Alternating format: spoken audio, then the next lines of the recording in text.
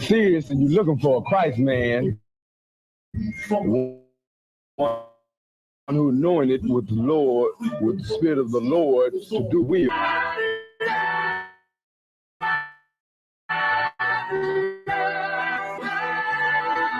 One West, 25th Street. Look, y'all put y'all faith in presidents like they gon' change this country. Run the league and let y'all play cause y'all gon' make a money. Fuck Obama, he ain't coming here on purpose. American honor don't lack no food. The Lord lack no food. Saint, black, Hispanic, native, they hate y'all as the same. Hate Christ in their image, hate you as a slave. God ain't all love, scripture say you hate Africans. Some niggas, they know we not the same. School prison blind, they off the streets. Put you in the cell phone and connected to the sink. Molested as a kid, she prostituted as a teen. The byproduct of Martin Luther King dream.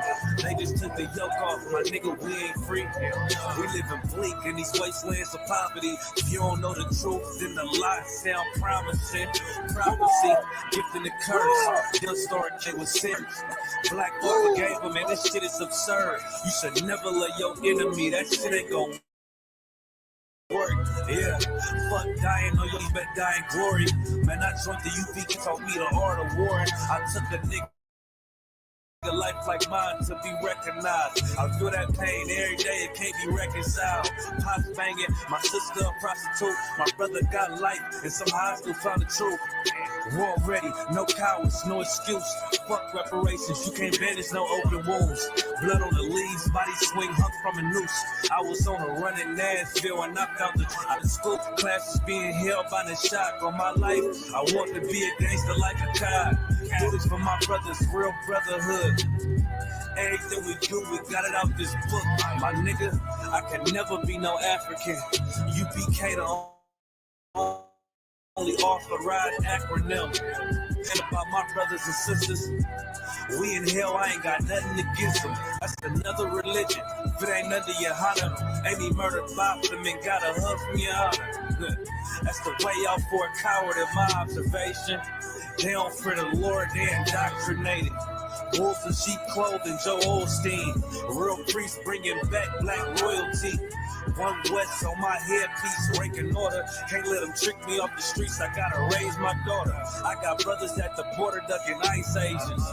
I got the name change, it was life changing. My family thought it was a game. Put on all black, and it was slaves. Chose. Universal. Hoy estamos aquí con el comandante general Yahana na ESQBK. This is what Commander General Yahana this is what he First camp, I cut off all my dreads. I took an oath when that hit my head. Niggas capping like this. I'm a priest, I never stick no fork in no pig.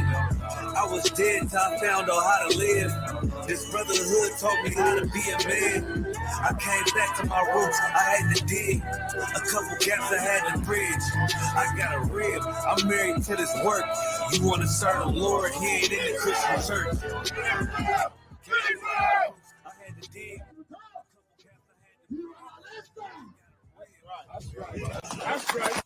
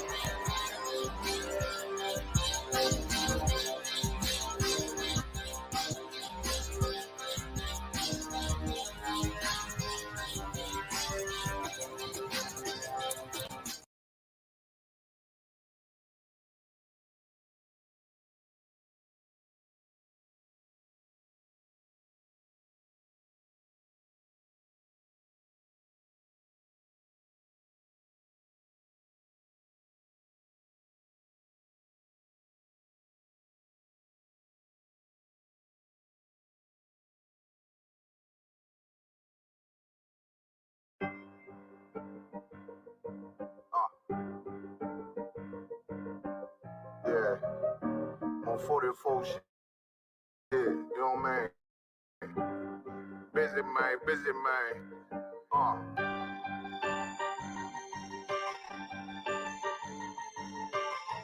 Look, when that shit drop, you step all the way on their neck, step on their neck and they head with that shit.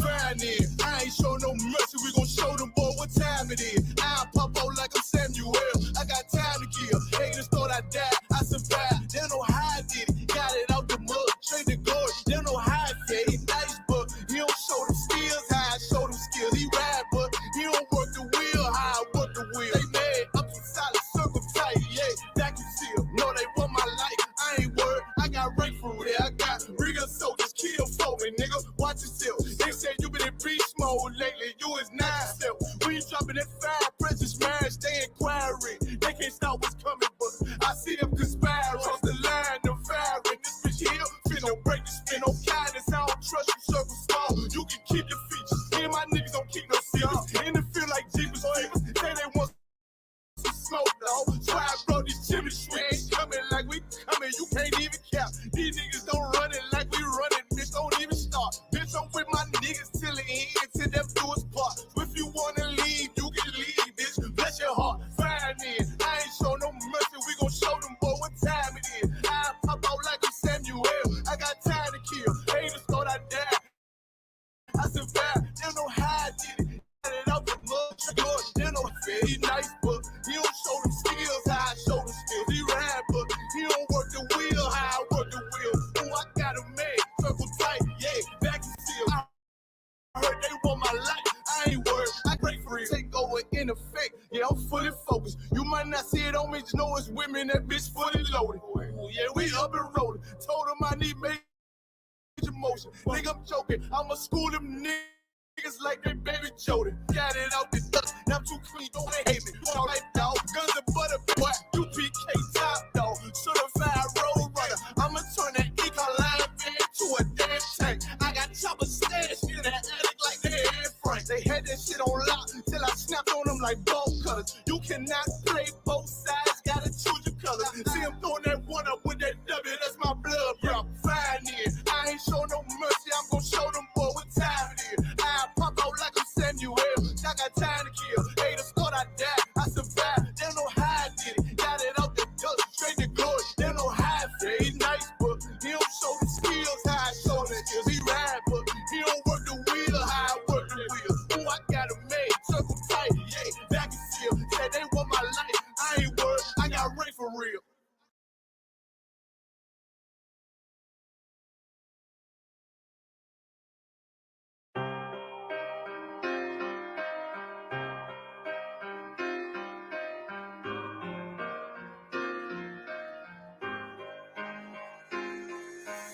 See, I was born to be a soldier.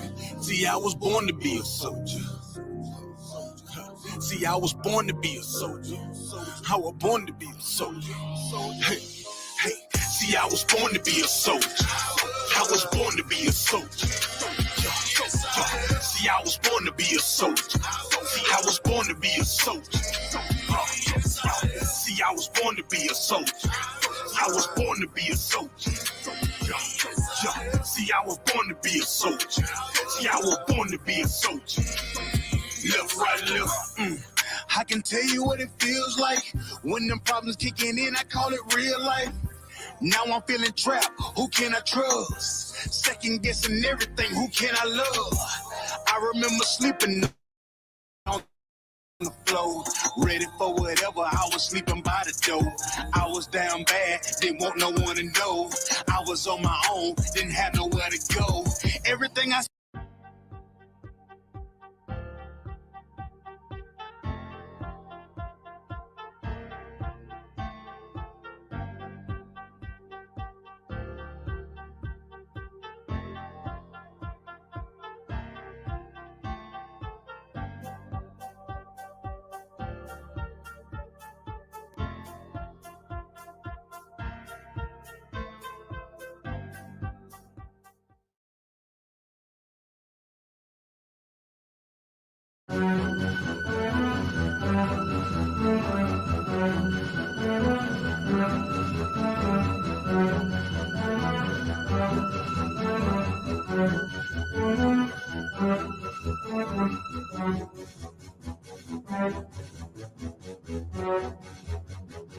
Yeah.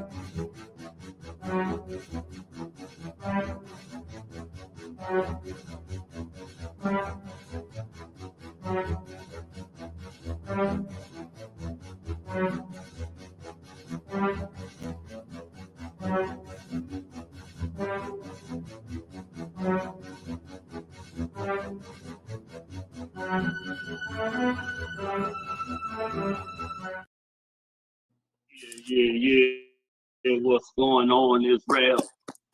Getting it in. What's going on? Big shout out to you, Kazaka Ahmad. You killing them, boy. That tape you did on the Kufi was insane. Most high Christ, on the Yamaka, as they call it. Kawakaz, Well, sir. the powerhouse. You know what I'm saying? I hope everybody got to see it. If you didn't get to see it, I hope you do get to see it, because it was strong as hell. Okay? It was powerful. So we gonna get into it, man. Tawada for joining us, man. Tawada for joining me out. You know, man, getting it in. Big shout out to Captain Mashak Maya, of course, always pulling us down in the background. Mm-hmm. Let's do it. We got a couple of things to talk about tonight. Really, there's some third world war stuff to get into. But we also want to get into the scriptures about the UFOs, because that's coming up now. Because they'll start using that to try to bewitch you with UFO technology and UFO bull crap, stuff they've been working on since the 30s. None of that is new.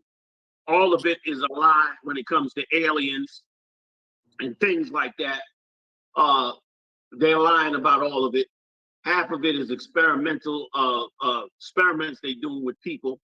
And we'll get a little bit into it. But let's get a little bit into the latest. What's the latest going on in the Middle East? Everybody acted like we didn't know what we was talking about. Like this was no big deal. And like it was just some talk. Well, I don't know if you got anything on this, Kazak. Kazak, can you hear me? Yep, I hear you loud and clear, sir. Can you hear me, sir? Okay, that's correct. Yes, like I said, if I may, sir, Alawapanya, Barak, Yahawashi Shabrakata. No sweat, sir. Hey, we got anything on the red on Iran deploying that warship into the Middle East? Kawaka, sir.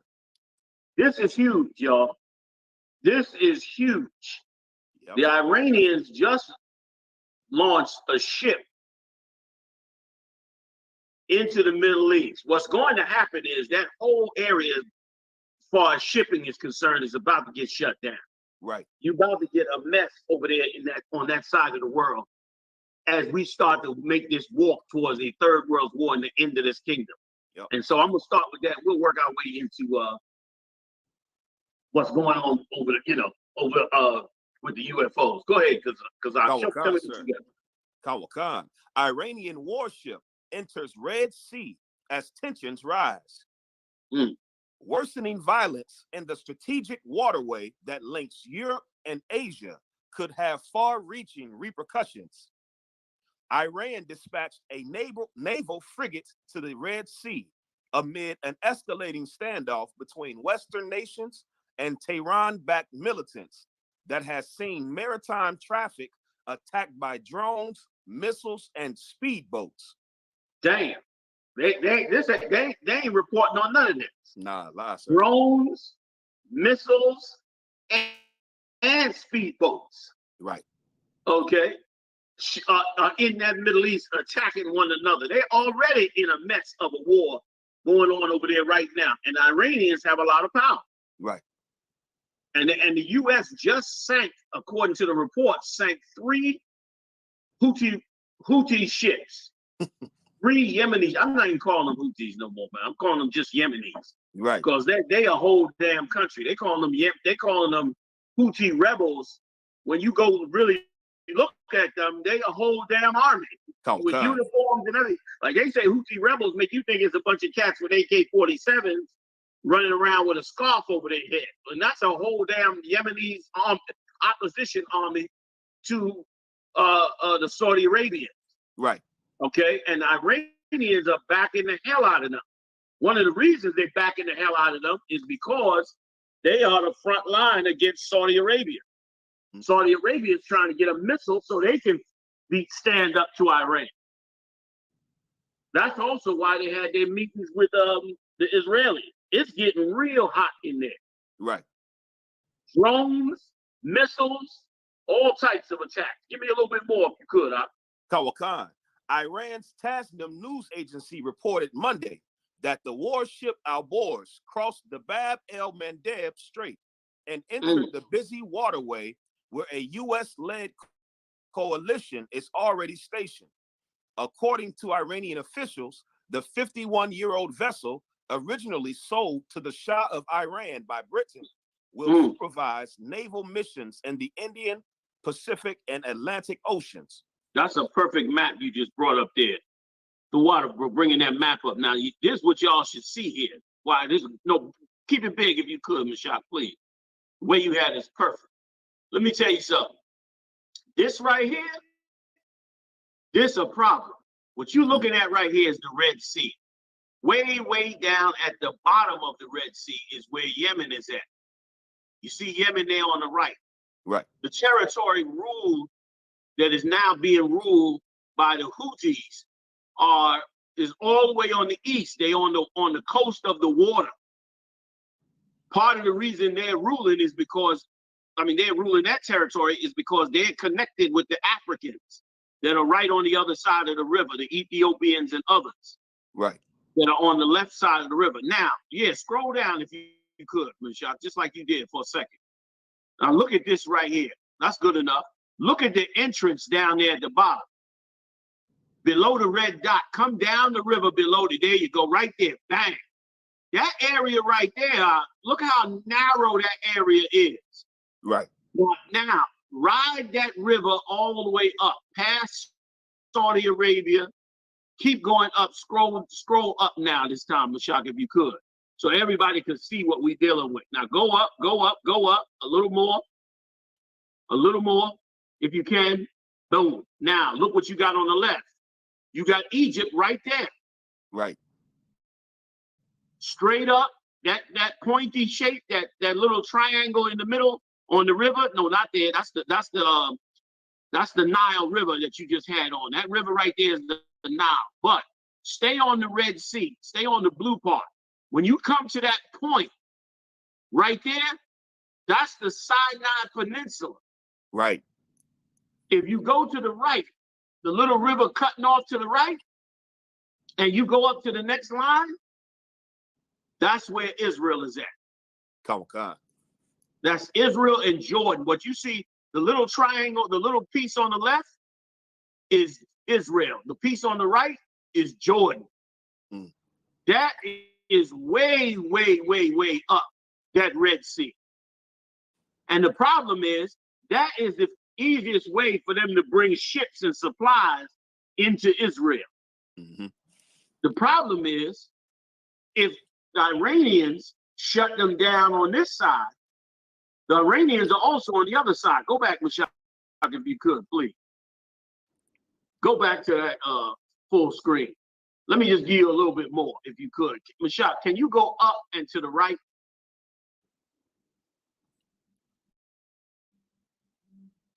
Right. And then go to the right. There you go. Over there. Nope. Yep. Right there. Past Saudi Arabia. Now you're in the territory of Iran. That's how close Iran is. So ain't nothing coming through on that river over that side. Ain't nothing coming through there to Israel if they don't want it to. So Israel's got to bring their supplies so far up through the Red Sea. So they stuck on this side. And all the Arab countries are in that area. And to show you, and here's also, just strategically, here's also why the Iranians back the Houthis, because the Iranians are on the north of Saudi Arabia. The Houthis down there in the brown are on the southern part of Saudi Arabia. Both of them are on both sides itching to take over Saudi Arabia. Right. And now the Israelis see how close Iran is, and how much power Iran has and how close they are to a missile, now they want to go after Iran. But they are all, brother, being pulled in. This thing right here is completely biblical. Come on. So now that they have a ship down there, right near where the Houthis are, one is a big problem for Saudi Arabia. Two is a problem for Israel getting supplies up that river. And it's another headache for the United States because, of course, the United States is going to have to protect all those countries. Come on. Which means here we go into an escalation. Mm-hmm. Now we in an escalation. Now we in a battle. You got more? Kazak, what else you holding on it? Kawakan, sir.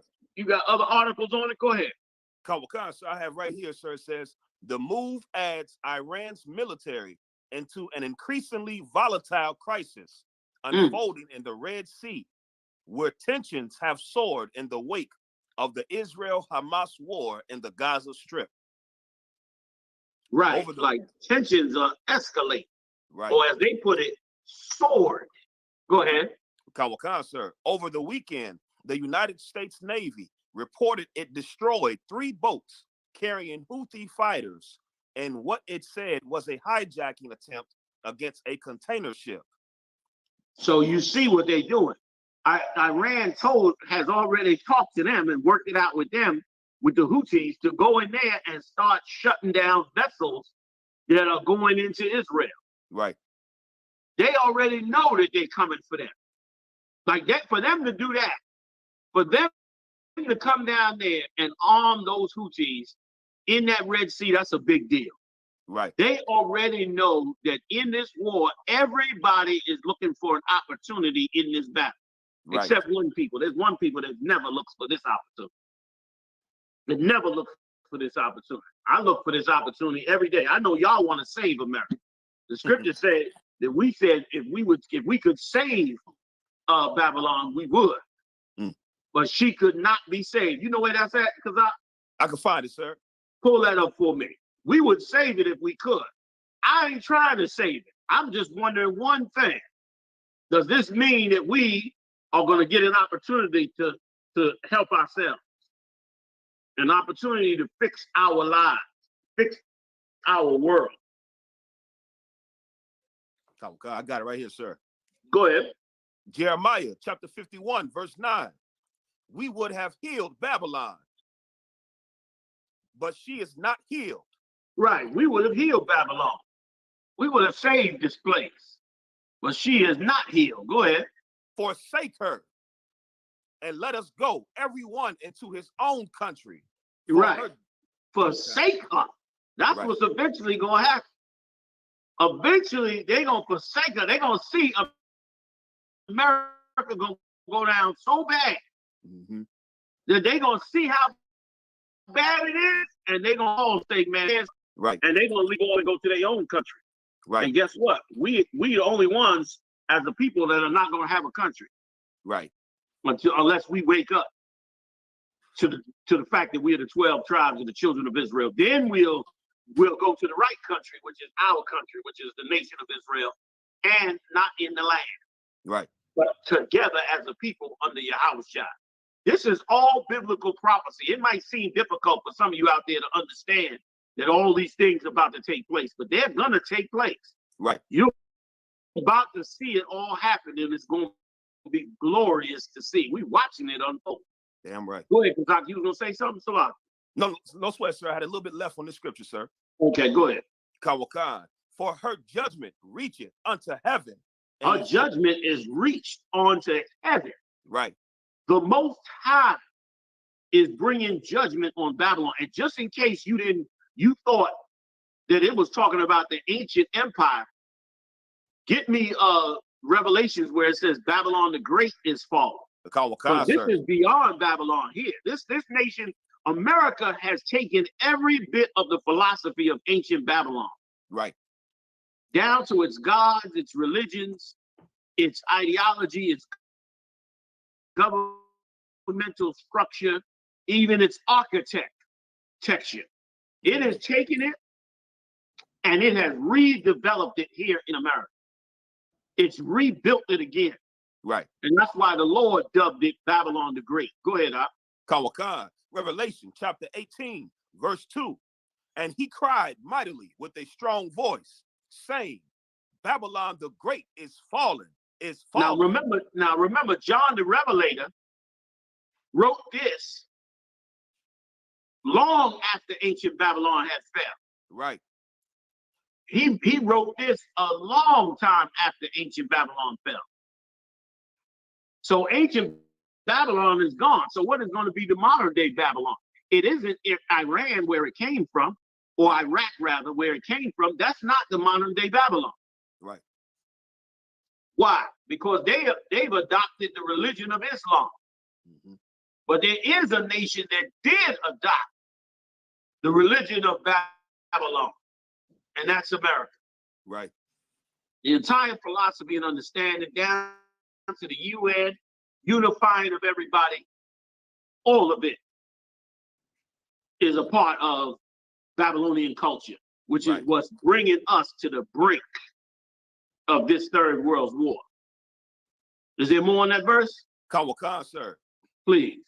And is become the habitation of devils. And has become a habitation of devils. Anybody that's into Satanism on whatever level they may decide it's on is right here in this empire. Right. It's right here in this empire. It's become the habitation of a philosophy that's about destroying us. Mm-hmm. Go ahead, Op. Kawakan, sir. And the hold of every foul spirit. Every foul spirit you could imagine is held up here. Right. Is held in this place, just like it was in ancient Babylon. The Lord removed Abraham from ancient Babylon. Mm-hmm. And brother, they have been an arch enemy of the Lord ever since. Like they're mad as hell at the Lord. Right. Those that believe in that Babylonian philosophy, oh, they pissed off with the Lord. Bear with me a second, y'all. I know we're talking about this war in the Middle East, but bear with me a second. Give me the top Babylon. Kawakan, sir. This is why they mad as hell. They got these records. You think they don't have? They got these records. Right. And they mad as hell that the Lord broke up the party. Mm-hmm. And that's why they so determined now. They spent thousands of years trying to rebuild the Babylonian Empire the way it was in ancient days. And between wars and fighting and destruction, it fell so many times over and over again. They tried in Egypt. Egypt was duplicating the Babylonian Empire. The Greeks were duplicating the Egyptian Empire, who was duplicating the Babylonian Empire. The Romans duplicating the Greeks, who was duplicating the Egyptians, who was duplicating the Babylonians. And so on and so on and so on, up to the Roman Catholic Church, right on up to America and all of its allies. Right. Now we have Babylon the Great. Go ahead. Kawakan, sir. Genesis. And remember what that angel said, Salaki. No, that angel said is fallen twice. Mm-hmm. Right. Is fallen. That's the future, whether you like it or not. That's right. The future prophecy of these empires are they all are going to fall. Yep. If you think you're going to go on with life, you listen, go ahead. Invest in this world if you want to. Just go ahead, enjoy yourself. Have a good time. I got bad news for you, man. These biblical prophecies will stand. They've been ancient. They've been an ancient enemy of the Most High. Right. Go ahead, Kawakan, sir. Genesis chapter 11, verse 1. And the whole earth was of one language and of one speech. And it came to pass, as they journeyed from the east, that they found a plain in the land of Shinar, and they dwelt there. And they said, so they were all together. Right. That's so the philosophy of today. And he said, in one language, like English is taken over as the main language across the world. Everybody's learning English so that they can communicate across the world. It's the language of the world. Just like back then, they had one language. And when they say one language, it ain't just talking about the ability to speak a certain language, meaning they had one way of thinking, one way of thought. Right. One way, one attitude towards life. And that attitude towards life was that everybody should be together. Everybody is created equal. All men are created equal. We all come from the same blood. You heard all these cliche type statements. Right. We all come from the same blood. We all one people. We all worship God, whatever you call him. Mm-hmm. All of those are statements to lead us back to one unified nation. Right. And that unified nation is against the Lord. It is not the plan the Father had for this kingdom. Go ahead, Kawakan, sir. Try not to divert too long. Go ahead. Kawakan, sir. And they said one to another, go to, let us make brick and burn them thoroughly. And they had brick for stone, and slime had they for mortar. And they said, go to, let us build a city and a tower, whose top may reach unto heaven. And let us make us a name, lest we be scattered abroad upon the face of the whole earth. See that?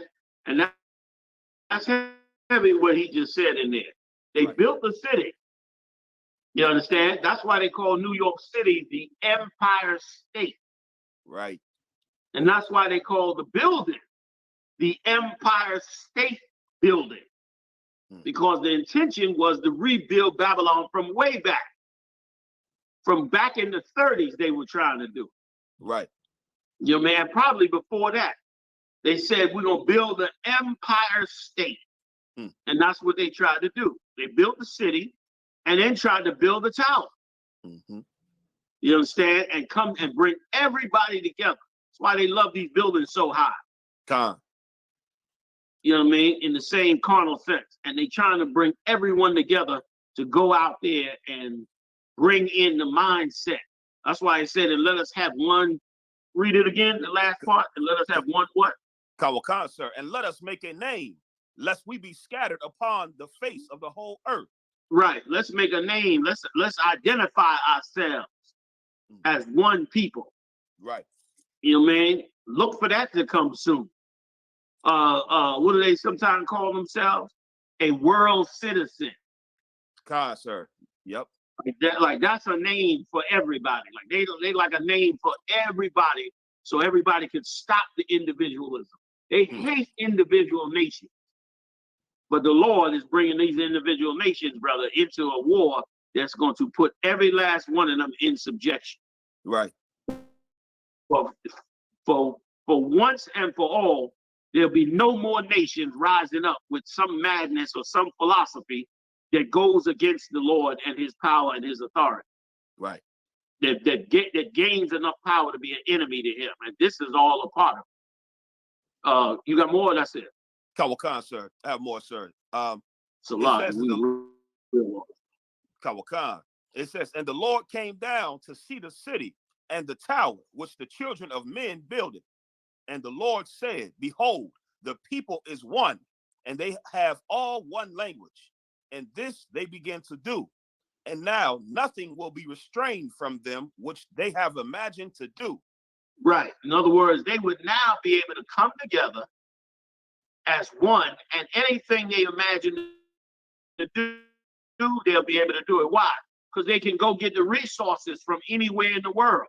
Yep. They can go across the entire earth and find the best of anybody else, of every other nation. And they can have something that the Lord does not want, believe it or not. They can have it where there is no conflict between them. Right. That's what they want. They want to unify the world and have no conflict in the world. But what they don't tell you is that unification is so that they can fight the Most High.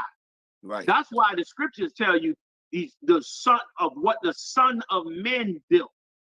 Because those are not the sons of the Most High that built that. The sons of the Most High are never to come together with the rest of the nations. The Lord made the Son of God's, the Son of the Most High, the sons of the Most High, to be separate from the sons of men. That's right. You know what I'm saying? The sons of men will come together and do that every time. But the Lord is like, nah, you stay separate and you rule over the sons of men. Right. And that's exactly how the right order is supposed to be. But that's the wrong order, which allows them to come together and then try to fight against the Most High. And they're going to want to eliminate the Lord's chosen as well. Believe you me. Talking about the 12 lost tribes of the children of Israel. They will seek to wipe us out. It'll never happen, though. We at the end, they don't got enough time. You got more, Kazak, real quick? I think that's pretty much it. We clarified that, right? I diverted for quite a bit. Right or wrong? No? No, we too off, sir. Okay, Khan. So bring it back to the war. That's why the Lord has allowed them to stir this war and put it in their minds to stir this war. And it is vicious out here over there. I hear the things they doing over there, man. And they killing people, man, like for absolutely no reason. Civilians getting killed, people getting killed and shot up, and all kinds of things happening for absolutely no real reason. Right. But it's the Most High in the midst, and it is what is going to take place. Go ahead. You got more on the stories? Khan, sir. I got a little bit more on this one, sir. Let's do it. Khan. It says United Kingdom Prime Minister Rishi Sunak's spokesperson called the attacks unacceptable and destabilizing. Planning is underway for a range of scenarios. No decisions have been made, and we will continue to pursue all potential routes, they said on Monday. UK Defense Secretary Grant Shapps hinted in an op-ed that London was ready to launch airstrikes against the Houthis. Right. So it lets you know that they knew that when they went in there against the Hamas, that they were going to upset the Iranians. And they knew that they was going to have a problem. Well, the Iranians are saying that they got options on the table as well.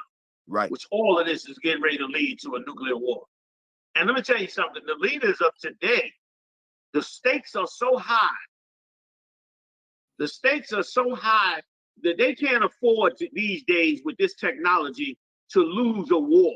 Like if you lost a war like in World War II, okay, you lost the war. You had time to rebuild your country. The war is over. You had to pay a price. Certain rules was put on you, but you had 20, 30 years to rebuild your country and you wouldn't fall behind. Right. The Japanese built their empire right back up. The Germans built their empire right back up. But the problem with today is the technology is so advanced in the world that if you lose a war now, it's near impossible for you to catch up to all the technology that's in the world today. Right. Like if they wipe your country out, you can't, it's almost impossible to make it back. And that's, let me tell you something else too. That's a good one. That's why the children of Israel, you might think you can battle. Right. But you need your Father in heaven. Because the technology they dealing with is way beyond your ability to battle. Come. But it's past you. You need the Father to step in and become part of this war. And he's gonna do it too. Right. So go ahead, I'm sorry. So like, so that's pretty much the gist of that article, sir. Come. So that's been the latest going on down there in the Middle East. They in bad shape. Bad shape over this war, which means that's more escalation. And there's a lot going on you don't hear about. There is a host of nations that kicked out the Israeli diplomats. I mean, a bunch of nations in Central America, South America. Forget about across the Middle East. They all kicking their diplomats out the country. Right. Which means they're trying to isolate them. And with the new currencies coming in and the digital currencies they're getting ready to explode on the market with, it's about to get crazy, man. Come, sir. It's absolutely crazy. So I just wanted to bring that out in the latest to say that the war is on and the Third World War is coming into play and all empires will fall and we will be returning to Christ. So let's talk about, UFOs in that context. Right. First of all, aliens are not real. We'll say it 3 times. There are no such thing as aliens. Once again, there are no such things as aliens. Use your brain. When did aliens come to see in the United States? When did the talk of aliens start coming into play? This is a common sense thing that you can easily debunk the fact that aliens live. Right. Very easily. By just simply going back to when did they start talking about aliens? Now, I sent Mashak an article. Mashak, if you could pull up that article on, let me get his name. The guy's name is, oh man, I don't have it in my notes. This guy is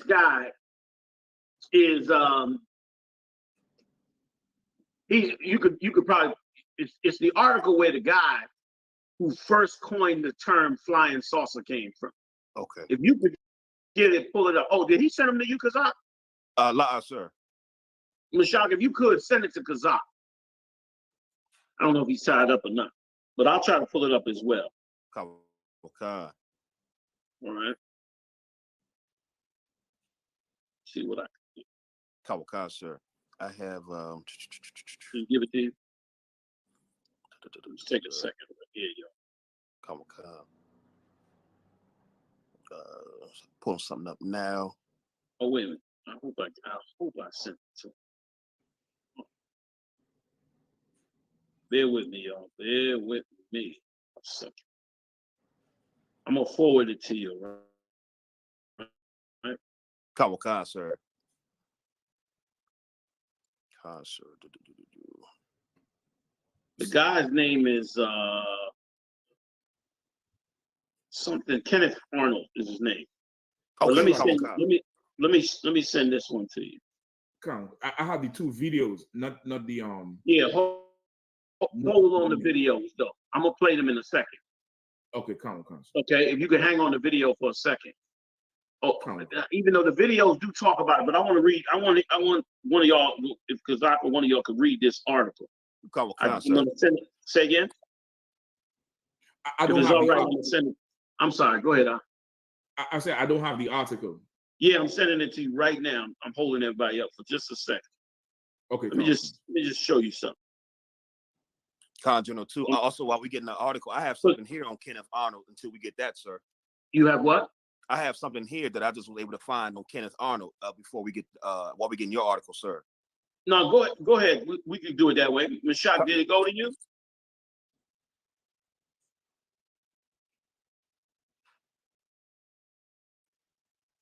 Mashak, did it hit you? Say that again, sir. Did the article come to you? La, sir. Not yet. Okay, I'm gonna get it right now. Bear with me. Come on. Got it right in there. Here we go.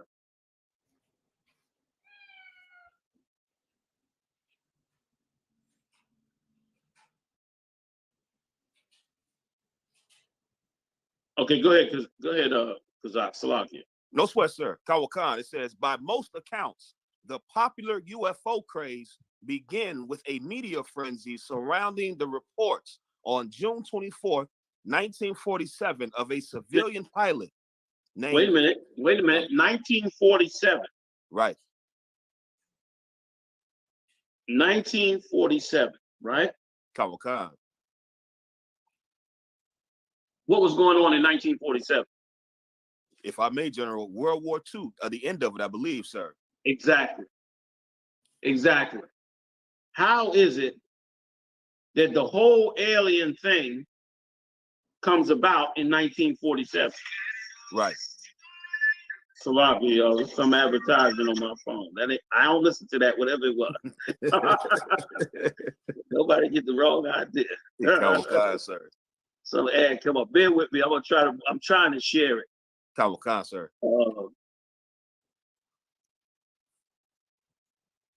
Oh wait, I think I might have.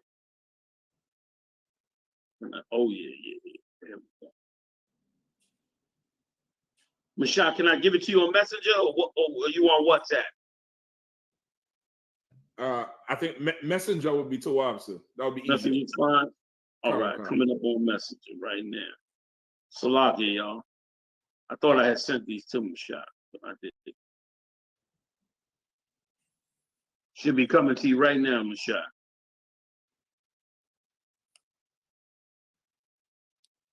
So I'm sorry. So 1947, right? Kawakan.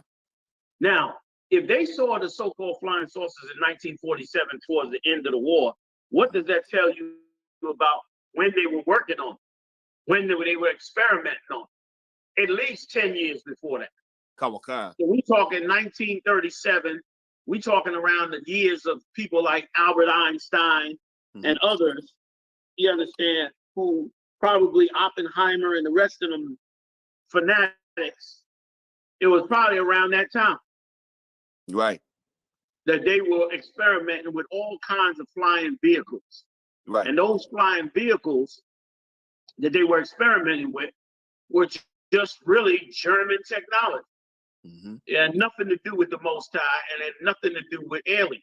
Right. Mashak, if you got it, let me know. Because I want Tazak to read it. It's a pretty good article on this guy, Arnold. You can keep going on what you got. Kawakan, sir. Sorry for the jumbling around, yo. Go ahead. Kawakan, sir. It says a civilian pilot named Kenneth Arnold, who described seeing a group of bat-like aircraft flying in formation at high speed. Stop right there. He said bat-like aircraft. Kawakan. Bat-like. Go ahead. Kawakan, sir. Near Mount Rainier, that he said were moving like a saucer if it skipped across water. Right. Moving like a saucer, meaning they were doing this. Right.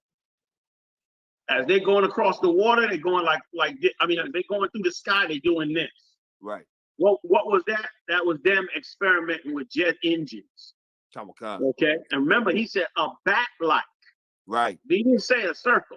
Right. He said a bat-like ship. Go ahead. Kawakan, sir. Which led to headlines about flying saucers and flying discs. Right. In other words, the reporters messed it up. Right. The reporter turned around and said, "Oh, these are flying saucers," because he said that it skipped across the water like you would a saucer. You know, like you would something that hit the water. Go ahead. I'm sorry. Go ahead. Sir. No sweat, sir. Only weeks after Arnold's story was reported in 1947, Gallup published a poll asking people in the United States what the flying saucers might be. Already, 90% had heard of the new term. However, as reported by historian Greg Agenian, a majority either had no idea what they could be or thought that witnesses were mistaken, while visitors from space were not initially among the options that anyone had in mind. See that? So they were confused. Right. Because, of course, they were introducing it into the minds of the public that these were aliens. Right. Then what do you think these are? Meanwhile, that was German technology. What they spotted in 1947 that looked like a flying bat, right, was German technology. Was a German twin engine jet, right, where the engines were sitting inside the jet. The name of it, I believe, is called a Horton. The actual planes that they saw a formation of it. Right. So what was happening was the Germans, in certain pockets of Germany, they were still trying to get it on with the war. Right. So they had this technology, these jet engines with these huge gas tanks. They start flying them over here. Right. Or they had them shipped over here after the war. Because remember, the United States took 1,600 Nazi scientists. That's a lot of scientists. Yeah, Kawakan.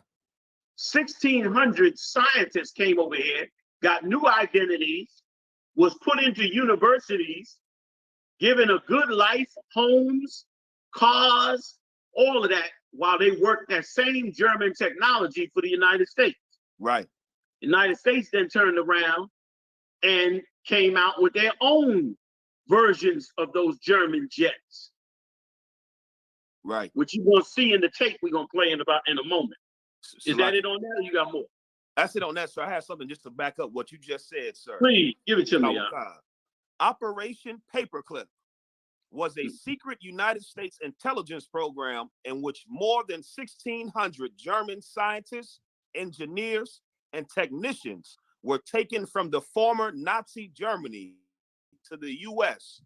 for government employment after the end of World War II. Right. Sir. Go ahead. Between what?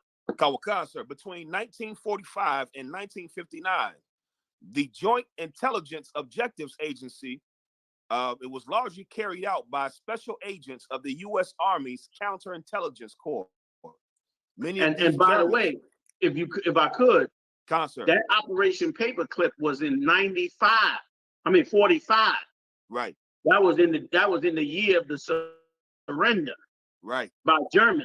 So by the time Arnold saw those planes, they was 2 years later. Right. Kawakan, sir. Go ahead. Kawakan. Many of these Germans were former members and some were former leaders of the Nazi Party. Right. Members and leaders of the Nazi Party ran this situation. Right. So that means they knew about all of the things that the Germans were doing. The United States got hold of it. Now, how many years is 1945? We in 2024. That's 55 plus 24. 65, 75, 79. That's 79 years. Am I right? Am I wrong on that? Let's see. 45. I think I'm right on that. I think it's 79 years. Yeah, Kawakan, sir. So for 79 years, they had time to rebuild those different, devices that the Germans were working on. Right. And they kept them classified and all that. 75 years. Right. Imagine 2 years later, they were flying them in the United States, rebuilding them back there. Could you imagine 79 years later what they have now? Good night. So this idea that these are aliens and they come from another world is ridiculous. Right, Kawakan. Ridiculous. It's stupid. It's dumb. And let me tell you something. If you fall for it, they got a lot to play with your mind with. Because another thing they get ready to come out with and start using is those holograms. What they do is they send up a device up in the sky with a big light on it. And then they light up a whole hologram up there. And the device can talk. Like they can put a film on and have a giant person up in the sky talking to you, having a whole conversation with you, and you hearing them on the ground. They can play music, send messages. This is going to be the new way to inform an entire city. They ain't going to use a blimp. They're not going to use a plane with a banner in the back of it anymore. Them days are long gone. They're going to use holograms. You understand? One of the brothers in New York called me up one night and said, "General, man, what is going on? I see a bunch of lights in the sky." He was standing in the middle of New York City with a bunch of people around him, and everybody was looking up at the sky. And when you looked up at the sky, there was about 50 lights sitting up in the sky, just sitting there. And everybody was looking like, what the hell is this?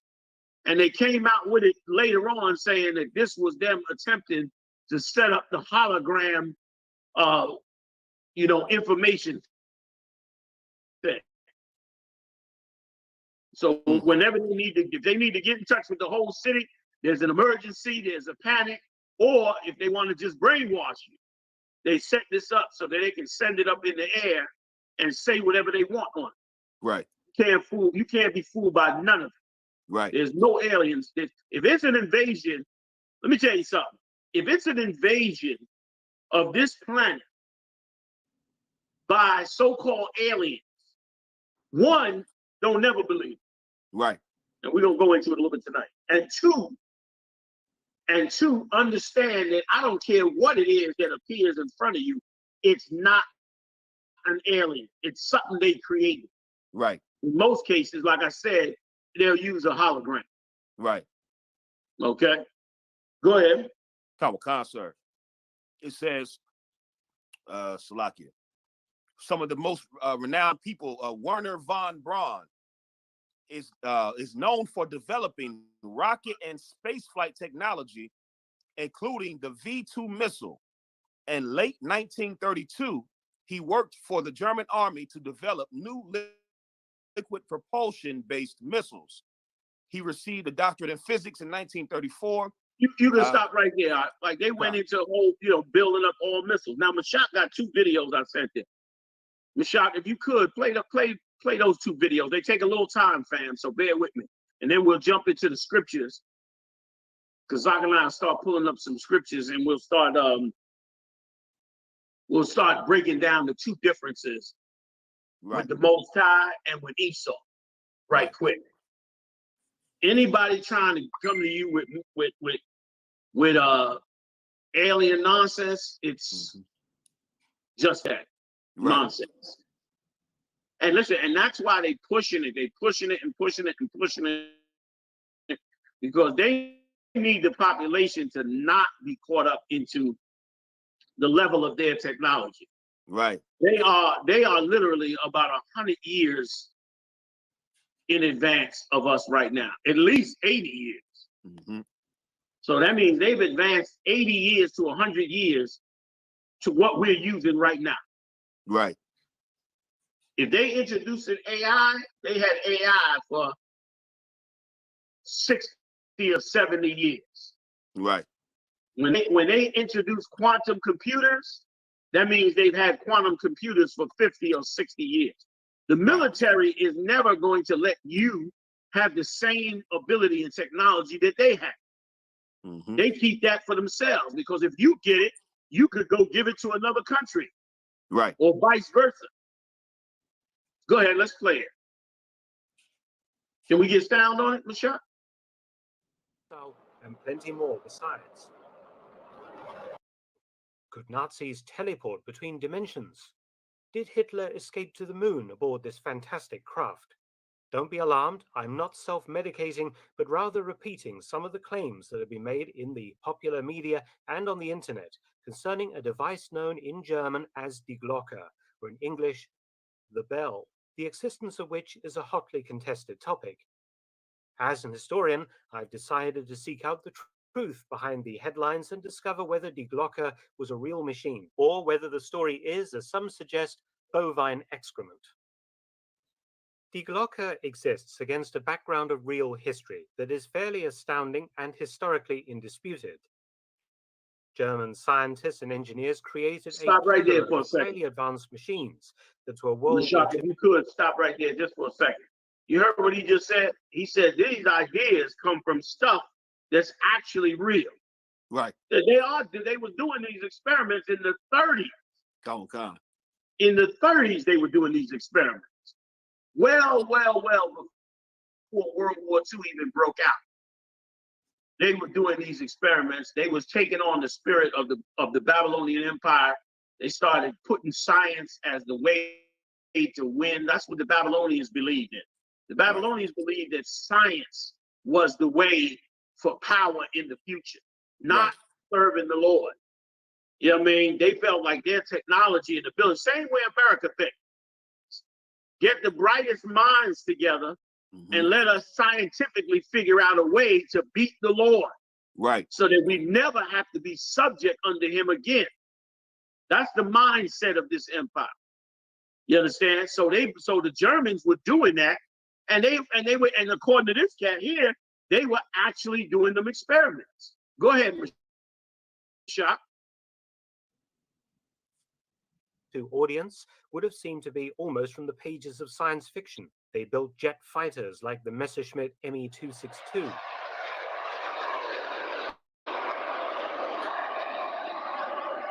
The rocket interceptor, the Bachem Natter, the V-1 robot bomb. Now, world's first practical. Those planes and jets look like nothing to us because they old sheet metal. But to a farmer in 1947, that looks like an alien. Right. To a farmer, that looks like something unworldly. The only plane he's used to is a twin-wing crop duster. Mm-hmm. So he sees a missile coming through the air with somebody flying in it. In his mind, this an alien. Right. Go ahead. Ballistic missile, and plenty more besides.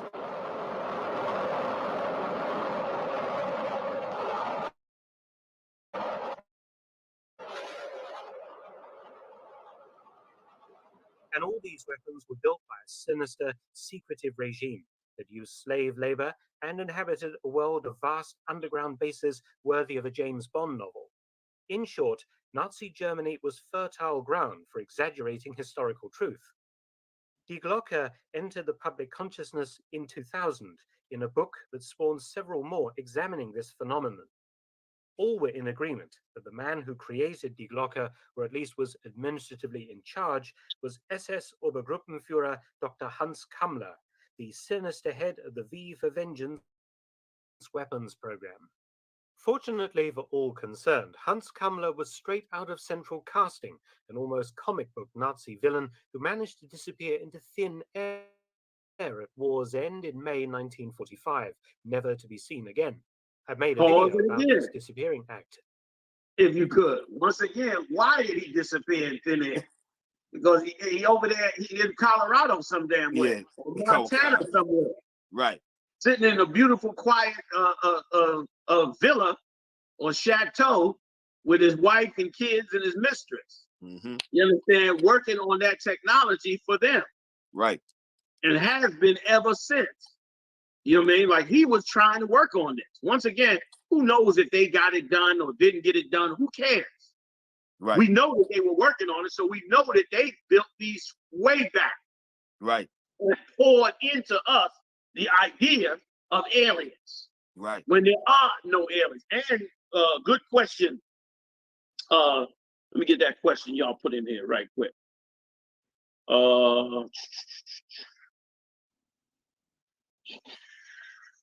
Also, too, General, if I Young may. voices.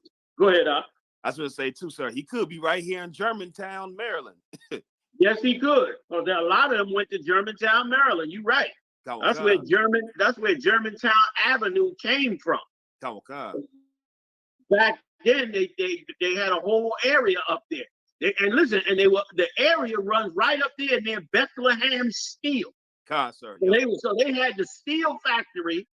The Germans, I need to tell you no more than that. You know what I mean? Like they were working on it over here. Let me answer Young Voices TV's question. What's our take on reptilian people? Listen, let me tell you something. There's no such thing as reptilian people. That's right. There's no such thing as a reptilian person. Right. Okay? There's no such thing. There's no such thing as aliens. There's no such thing as all them types of aliens. None of that. Now, has the United States and other countries experimented on mutations of humans? Hell yeah. You understand? Your chicken, when you go to the fast food restaurant right now, when you go to the Popeyes chicken, when you go to the KFC chicken, when you get a chicken sandwich from McDonald's, it could be chicken made in a laboratory. Because right now, the majority of the chicken and the beef that you buy in the supermarket is coming out of a metal container. It's being made in a factory. It is not being grown by an animal. You think it's being, you wonder how you getting a 10-pack of chicken thighs for $5 or a 10-pack of chicken breasts for $10. You getting it because they made in a factory. They popping them out of the factory and shipping, wrapping them up and calling them organic chicken. No antibiotics, none of that. They don't need no antibiotics because they ain't come out of an animal. Right. That's in the dirt and in the environment. So they don't got to put antibiotics in. But it's still chicken, so-called chicken, but it really comes out of a vat. I ain't telling you to stop eating McDonald's or none of that. You eat. Whatever's lawful according to the scriptures, you can go ahead and eat. Right. And it's not unlawful to eat it, you know what I mean? To eat that food. But if you could avoid it, it's always good to get a better quality of food. There you go. Mashak just pulled it up. That's your beef right there. It's made in a laboratory now. Tons of this is. So yes, so no, there's no such thing as reptilian. And think about this for a minute. If they can duplicate chicken parts and steaks, then they can duplicate body parts. If they can duplicate body parts, they can mutanize different things. You understand? Like they can interbreed different animals. Like they've had time, just like we just read when we read earlier about what the Lord said. Now that they are all one, anything they seek to do, they'll be able to do on the left-hand side of evil, and they'll be trying to do it. You understand? They'll be trying to get all of that mess into the common man's life, including fake food, all of that. Eventually, don't be shocked if they come out with certain animals that could talk and tell you it was a miracle. It's a miracle. It ain't no miracle. They crossbreeded something with something else and created Frankenstein. We talking about the devil the Bible speaks of. Like, what do you think? And we're talking about Babylon the Great. Don't be shocked at nothing they come out with. I wouldn't be shocked. I would not be shocked at nothing they come out with that they say is aliens or anything else. This stuff is just made in some laboratory somewhere. They got a place outside of New York called Plum Island for biological diseases and biological. It's about people finding animals that floated off of that island. First of all, they got it on the island because what they're doing over there is so deadly that they had to have it on an island. And you got people that found all kinds of creatures that live together.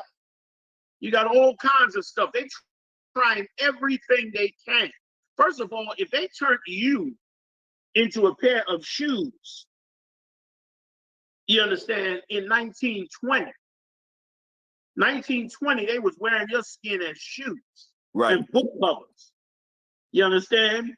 What do you think they're willing to do now? You understand? 104 years later. Right.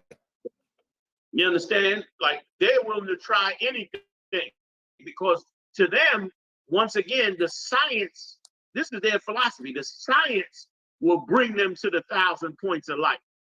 The science, having everybody together, brings them to where they need to be to conquer the world. I'm diverting a little bit, y'all. Get back to UFO. But this is exactly what they've been doing. You know what I mean?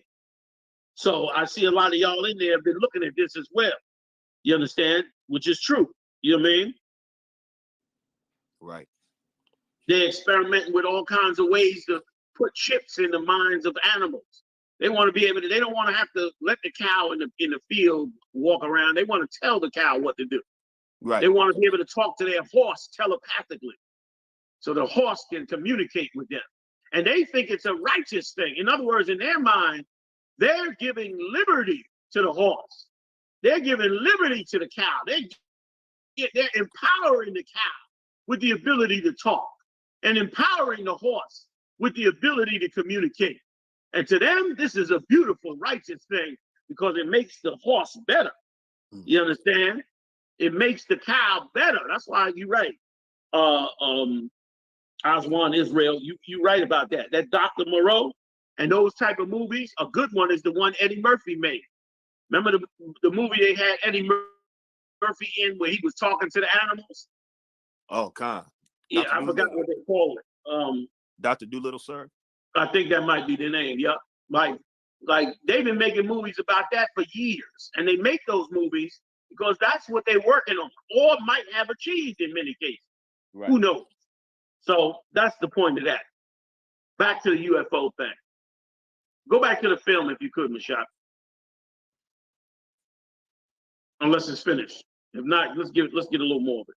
Too many many internet sources, which all seem to reference the book I mentioned from 2000 and another from 2001. The SS designed and built the strange anti-gravitation craft, whose shape gave it the name the Bell, powered by a mysterious fuel called Zerum 525, otherwise known as red mercury. Die Glocke was very dangerous and unstable, but I won't describe how it was operated, as all explanations are entirely theoretical. Suffice it to say, the bell was described as being between 12 and 14 feet tall and 9 feet wide, made of 3-inch thick ceramic material. Just in case anyone was unaware of its origin, a large swastika was conveniently placed on the side for identification purposes. So who actually built this device? Here we run into roadblocks, or more precisely, a complete lack of documentary evidence.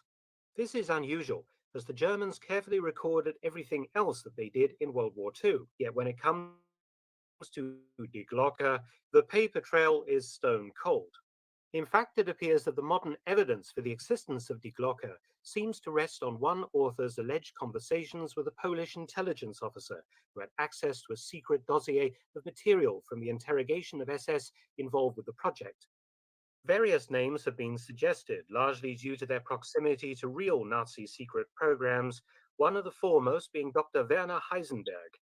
Heisenberg was one of the foremost German physicists to work for the Nazis and was a leader in the German atomic bomb program, which slowly and rather unsuccessfully attempted to construct a nuclear reactor, partially successful, and build an atomic weapon, unsuccessful before the war ended. We know where Heisenberg was and what he was working on throughout the war. He was also handily captured by the Americans in 1945 and thoroughly interrogated by them, but failed to mention Die Glocke. Well, so they say, hold that up right quick. So they say, they telling you they caught him. They telling you they caught him, which means he's over here or was over here and gave them all the technology. And they came out with the bomb first. They grabbed the technology and came out with the bomb before the Germans did. Right. The Germans were trying to get the bomb as well. And who knows, of course, there's no paperwork on it. It's the most powerful technology they ever had.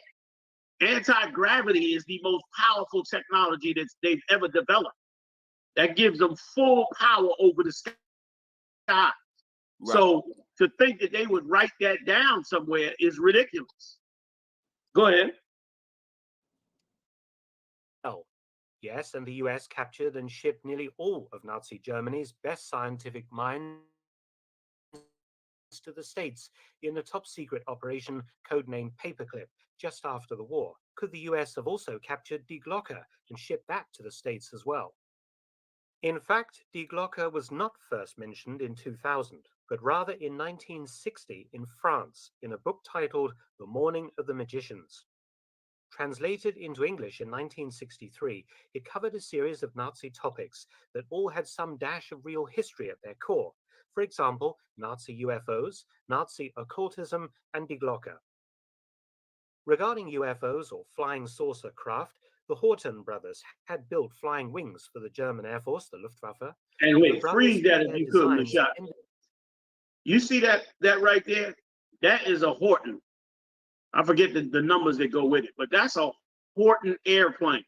What you looking at is the beginning of the stealth bomber program right there. And he's going to describe that plane. It looks like crack right there because it's from the 40s. But if you saw that with its wings on it, flying above your city in 1947 with no engines on it, you would think that was an airplane. The engines are on top of it. So you can't even see the engines from the ground. Right. That's in the 40s. That's your alien. That's your extraterrestrial right there. And he'll explain it. Go ahead, Doc. Ended up in the US in 1946. You can see how the Horten design would influence later US aircraft like the B-2 stealth bomber. Some have. There you go. That's the same plane. You see the two engines on top? Yep. You see the 2 points sticking out the side? That is a modern day version of the same plane, of a 1947 plane There's the 47 one. And the other one, there you go. Exact same plane. Only this one, of course, is far more advanced. And this one you looking at, this plane you looking at right there, they were flying that in 1974. Mm-hmm. We in 2023. Right. That's what they were flying in 74 over in Area 51.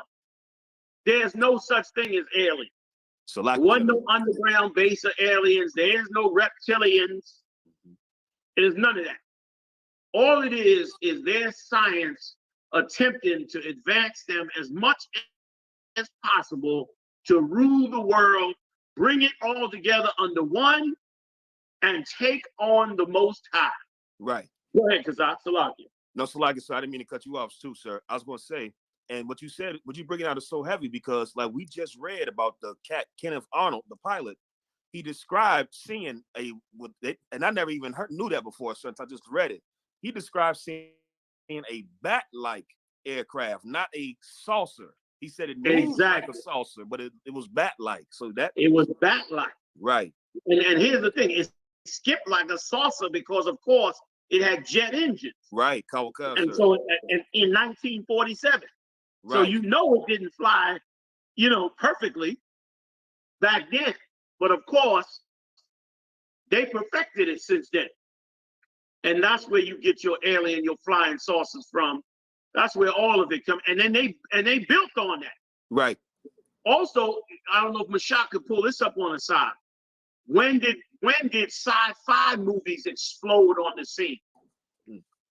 Or sci-fi books, rather. You understand? That breaks the sound barrier. And let me tell you something else, Slocket. Let me tell you something else about this German plane. That German plane in 1947 already had stealth technology in it, meaning you could barely see it in the sky. You could barely hit it with radar. That's why they ended up flying into the United States in different areas and crashing. Mm-hmm. And the reason they had to say it was alien bodies because they didn't want anybody to know these were Germans or some mutation of Germans. You understand? They often use very small people to fly them because of the weight and the concern over the weight and things like that. Okay. Right. Well, let's go back to the tape can you read it? Yep, Kawakan, sir. Science fiction gained popularity in the 1950s because the 1950s. When? The 1950s. Our whole history here is a lie. Yep. They captured the German technology in 45, 47. By 1950, 3 years later, they was pushing all the sci-fi they can to brainwash you into believing in aliens. You understand? Now, 1950, all of a sudden, who's that lunatic that started that religion down there in Clearwater, Florida? L. Ron Hubbard. Sir. All of them types. He was L. Ron Hubbard, who started the Church of Scientology. A lot of people don't know he was a science fiction writer. And they published his books. That's how he got, he was a broke scientific, sci-fi writer. Right. And during the 50s, the government was financing as many sci-fi writers as they could find. Mm-hmm. He got a bunch of money together, and then he decided, you know what? The better way to captivate people's mind is through religion. Right. And that's when he started what you know today as the Church of Scientology. The government used this sci-fi UFO idea to brainwash you, to put you in a fog. Right. And they financed them to do it. And it just so happened that the sci-fi exploded right around the same time that they got this technology. Come on. What a coincidence. Right. All of a sudden, they know what they're doing. A lot of what you are caught up into is them creating it for you. But our people don't believe that we're influenced by this empire. You understand? Let me tell you something. Barack Obama, President Barack Obama. This is a not so known fact. It was illegal for you to put propaganda into the news before in history. You couldn't put propaganda knowingly into the American news. That was to stop all the CIA and FBI and NSA and all them agencies from putting propaganda in the news to influence Americans. They didn't want Americans being influenced by some secret agency that had an agenda. So they banned it in the United States. You can look this up. Barack Obama reversed it. So from the time he got in office, they were able to add propaganda into the news. So you don't even know what you're watching no more. This is all part of the crap that they use to draw your spirit in. There's no such thing as reptilians, y'all. Right. Okay, I'm gonna go back to the tape. And they make movies about all this stuff, you know what I mean, just to give you like a little reference. The movies, of course, is not proof. You got to look the proof up yourself. But the movies are there to give you an idea of what it is that they're trying to push on in many cases. You got more to read on that, I had something else too, sir. Come on with it. Sir. As you brought out, sir, L. Ron Hubbard was a major figure in the science fiction genre, and also it says the golden age of science fiction was the 1940s and 50s. And they said, come on. Sir. It says that hold on, slide it. It says during World War II, American military planners studied science fiction for ideas. The British did the same and asked authors to submit outlandish ideas, which the government leaked to the Axis as real plans. See that? They leaked it to their enemies to make it seem like they had found something heavy. Right. So for years, they probably was leaking them UFOs as aliens to fool everybody on the earth that they had gotten in touch with aliens, so don't mess with them. Right. So they got super secret technology. Right. I wouldn't be surprised if they didn't reveal Area 51.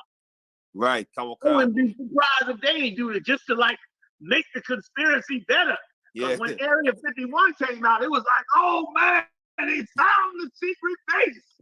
The aliens are down there. Yeah. You understand? Meanwhile, it was all a hustle, man. Right. It was a hustle to get the other enemies to think that they had some great secret technology, man. Right. And to fool all of us. And I guarantee you there's some secret office somewhere that's pumping out the propaganda like crazy. One of the places they do it is the History Channel. You go on the History Channel, brother, there is a million videos about ancient aliens, and they dug up this and they dug this up out the earth. And they found this, and they got this. When all of it is a damn lie. Right. Okay? All of it's a lie. Give me some more. Let's go back to the tape. You got more that you're reading? No, lie, sir. Let's go back to the tape because we're running tight on the time. And I definitely want to get to these scriptures on it. That Nazi flying wings and US-derived test vehicles contributed to the UFO craze of the 1950s. It contributed to the UFO craze. Revolutions. Right. It requires all of us at some point to say, no, not going to.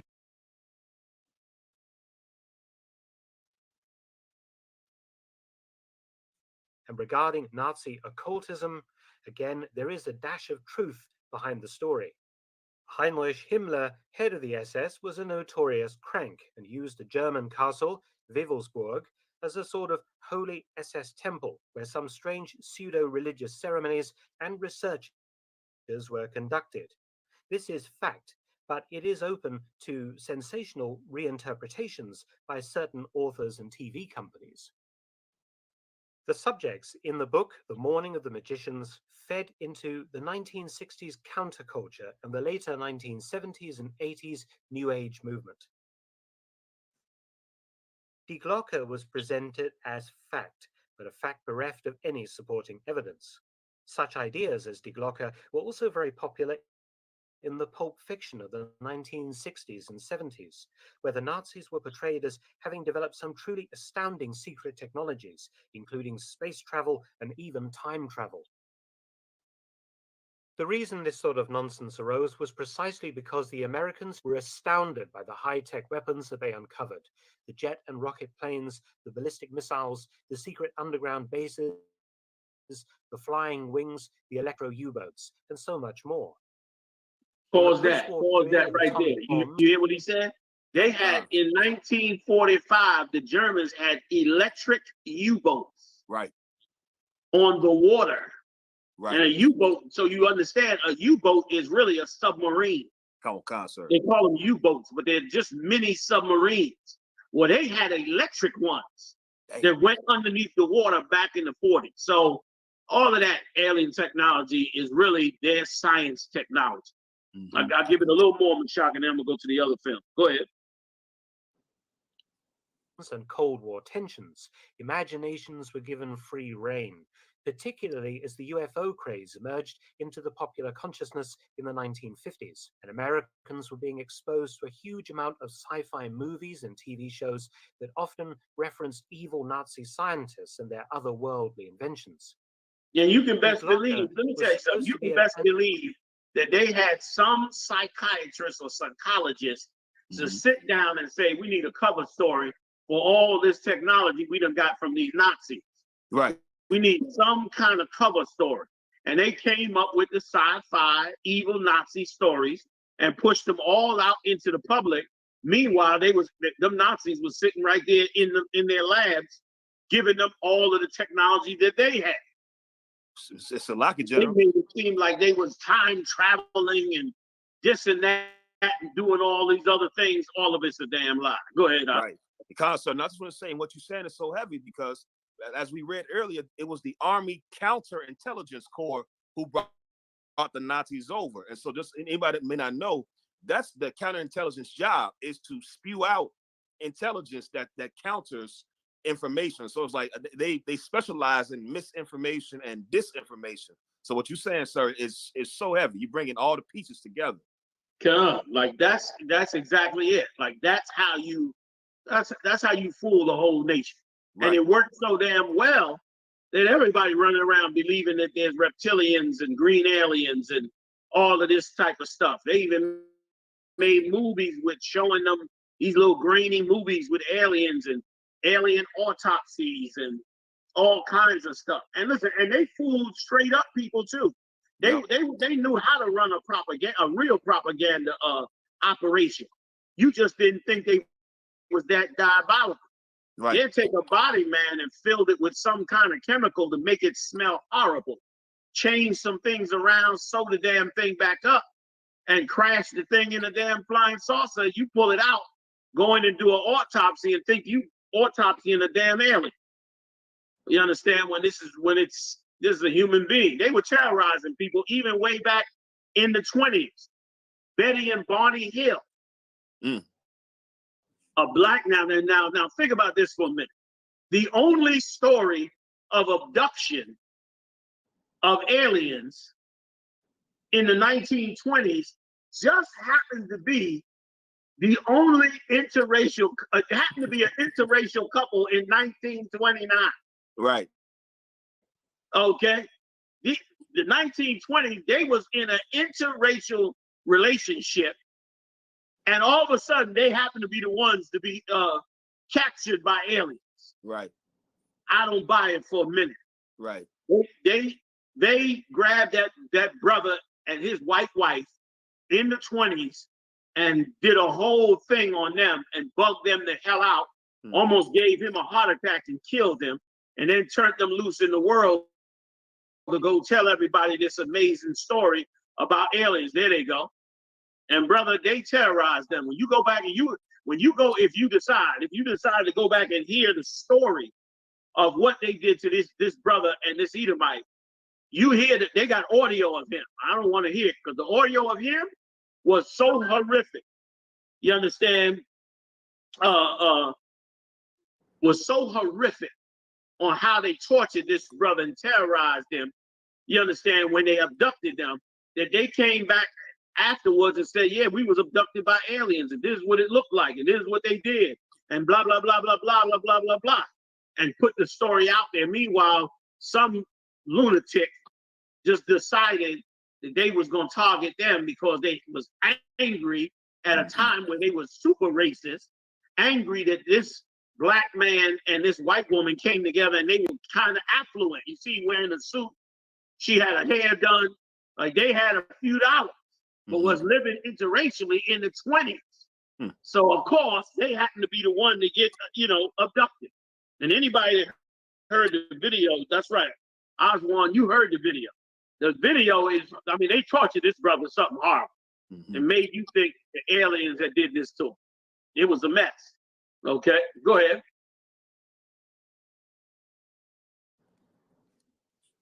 Was that it on that tape, Michelle?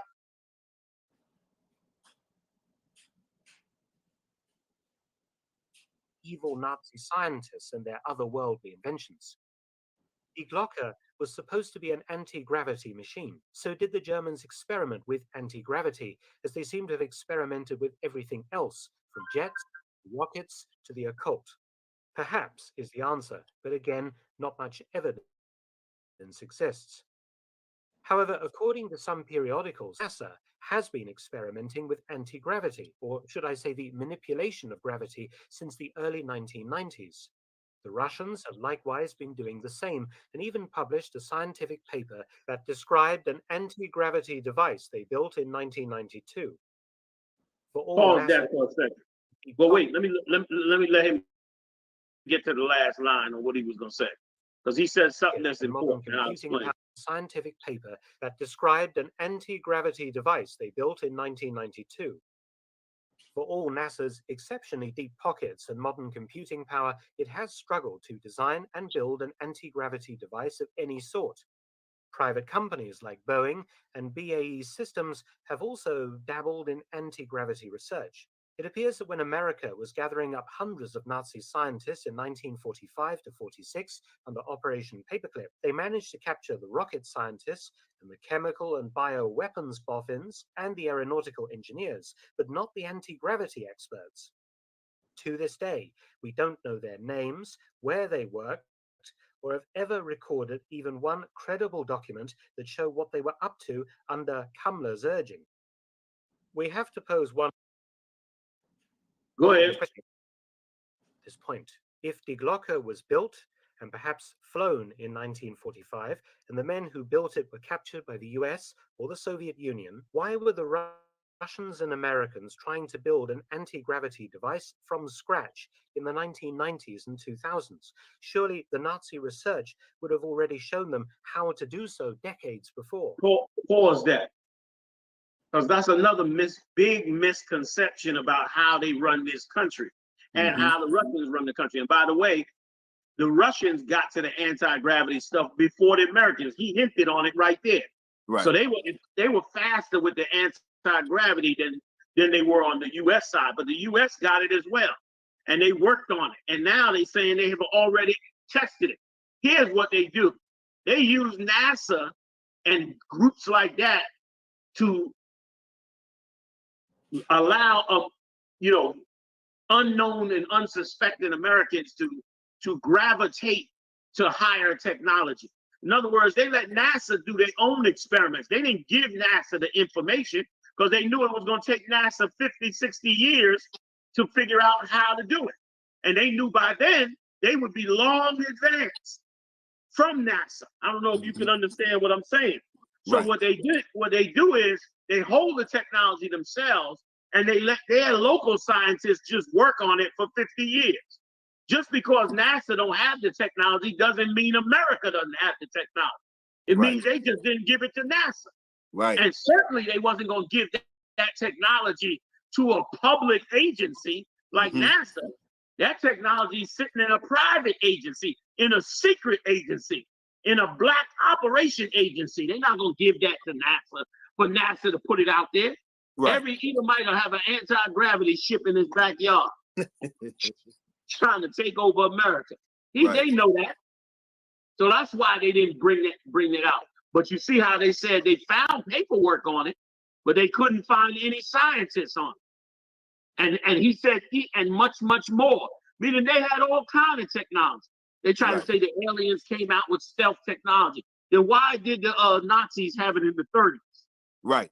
They said the aliens came out with night vision. That's another lie. They experimented with it as well.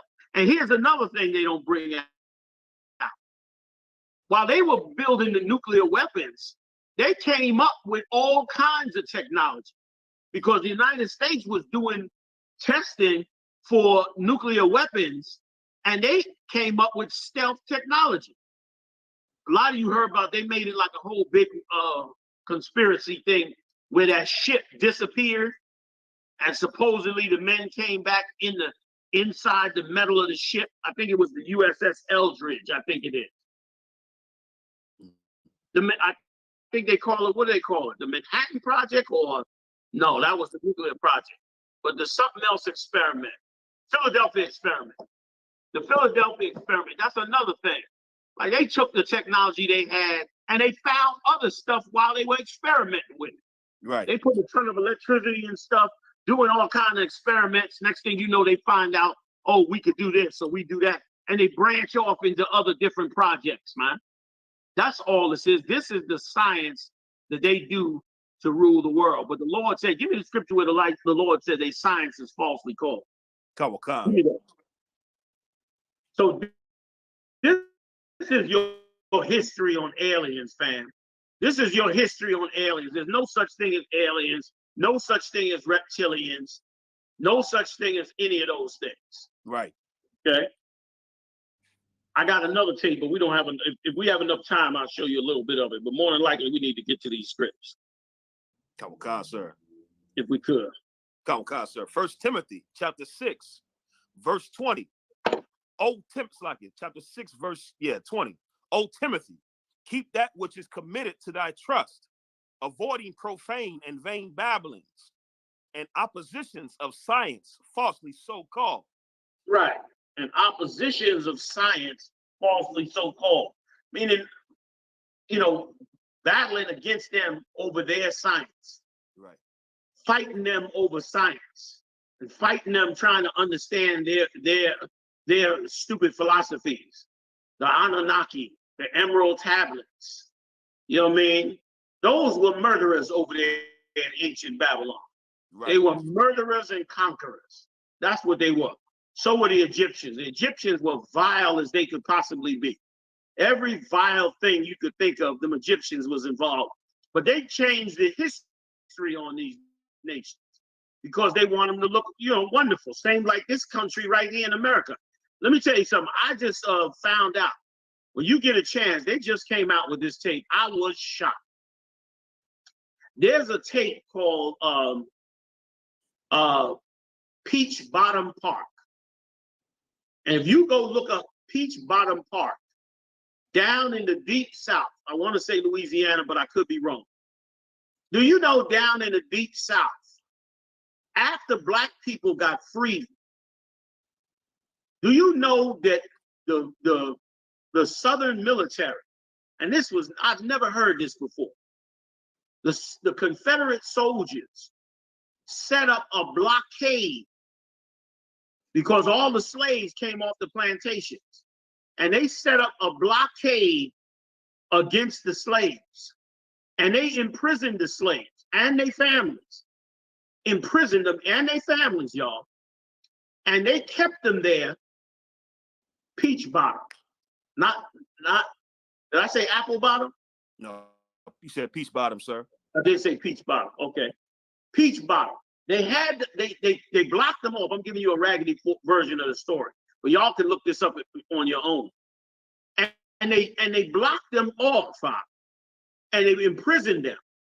And they imprisoned them and starved them and tortured them, and they killed 20,000 black people. And guess how they killed them? They killed them just by them dropping dead from the conditions. They said the slaves were so distraught that they said, now these are people that come out of slavery. And these conditions were so bad that they said, just let us go. We'll go back to the plantation. Just let us go. And they had so many of us died that they turned around and just said, you know what? We ain't burying them no more. It's too many of them died. They said, wherever they drop dead at, dig a hole and bury them right there. And they buried 20,000 of us in this area. And then guess what? Years and years later today, is that it right there, Mashak?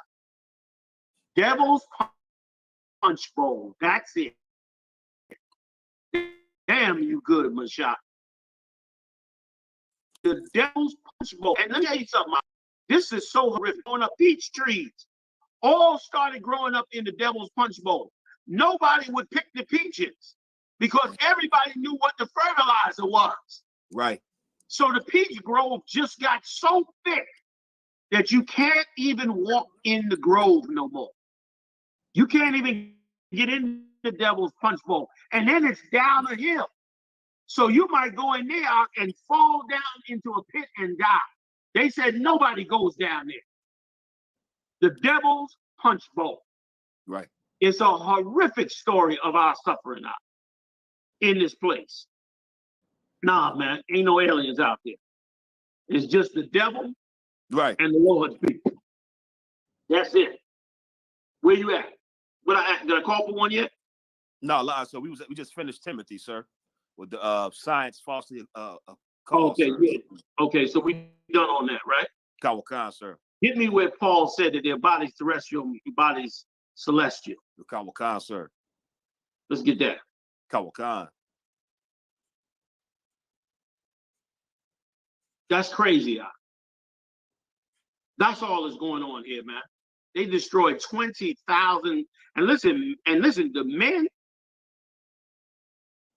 when the men, they took the men, chained them up, and made them work. Right. And and the men had to hear their women and children screaming and yelling and dying in the Devil's Punch Bowl. To where the people started calling it the Devil's Punch Bowl. Punch bowl meaning punch. You make punch out of all kinds of drinks. You pour them in a bowl. You make all kinds of drinks, and then you drink it. So it's so much hell down in that pit that they started calling it the Devil's Punch Bowl. Right. And today it's like a giant peach grove that nobody will eat the peaches off because of all the body. They say they don't have no names. They don't know who these people are. They don't have no way of identifying them. And you think that the Lord is not going to bring this empire to the end? And you should be rejoicing. Right. You should be rejoicing that they bringing ships down into the Red Sea. It's supposed to be a celebration among Blacks and Latinos and Native Indians because finally the horrific story, we don't even know all the stories. Right. We have no idea all the stories of what went on with the Lord's chosen people. We haven't even begun to scratch the surface of the Caribbean. We haven't scratched the surface of Central and South America. I mean, they had literal castles. Right. They had castles and forts and giant cathedrals in Central and South America, man. And let me tell you something else too, y'all. Don't believe the bull crap. They like to tell you that those giant, now they're coming out with a new lie, that those giant cathedrals were built by, what do they call them, Tartarians? Or some crazy group that they claim was here before America got here. They're a bunch of liars. Okay, that was those giant buildings were built by the Spaniards and the Portuguese, right, and the British, and they were built with slave labor, just like the pyramids were built. So don't believe that garbage at all. Okay, don't believe none of that garbage. They didn't build. It wasn't no civilization of the Tartarians here building giant cathedrals. Those was built by us under the foot of them. Go ahead, Salaki. No, I was going to say, General, too, what you just brought up, that's a heavy, it's a new philosophy that's coming up, and they have a heavy presence on TikTok. I was watching videos about it the other day, and I'm like, what is this new nonsense? Exactly. Tartarians. Along with the flat earth stupidity, too. Sir. That too, sir. That's another bunch of stupidity. Let's run through these right quick. Go ahead. Sir. 1 Corinthians chapter 15, verse 40. There are also celestial bodies and bodies terrestrial, but the glory of the celestial is one, and the glory of the terrestrial is another. You see that? Those are the two kinds of bodies that exist. Right. The bodies that are terrestrial meaning the earth, they come from the earth. They're physical bodies that come, they're grown just like a plant is grown or an animal is grown. They come from the earth. They need nutrients from the earth. They need all of that. Then there are bodies celestial, bodies that are not from the earth, bodies that originate with the Most High. Those are the celestial bodies. He didn't say extraterrestrial. He didn't say aliens. He didn't say any of that. So there are no other bodies but those bodies. The terrestrial ones and the celestial ones. The terrestrial ones, they're making a mess with and experimenting with. Outside of that, there's no other bodies. So you can give up the idea of aliens and all of that stupidity. Go ahead. That's it on that, right? Yep, that's it on that one, sir. Then read this for me, Deuteronomy 33 and 26. And then if you could, somebody pull the scripture where the scriptures were in I think it's Exodus where the scriptures say how the Lord led us by day and by night, by the pillar and all of that. We'll read that in a second. Read this scripture first. This is part of the song for those of you that don't know. Excuse me. This is part of the song that was sung to Moses. That was sung by Israel to the Lord. They call it Moses' song, but it was Israel sung it, in praises of the Most High. Go ahead, 33 and 26. Deuteronomy chapter 33, verse 26. There is none like unto the God of Jeshurun. There's none like the Most High, and he's explaining why. Go ahead. Who rideth upon the heaven in thy help, and in his excellency on the sky. You see that? That the Lord has his celestial ships, right, and celestial bodies, and they do ride the sky, and they do ride in the heavens, okay, and they do bring judgment down on the earth. But that's a celestial body. That's way beyond Esau's technology. Let me explain to you something. Esau only has two real technologies. He only has two of them. One is magnetism. That's one of them. Magnetism, where you get your anti-gravity and all of that from magnetism.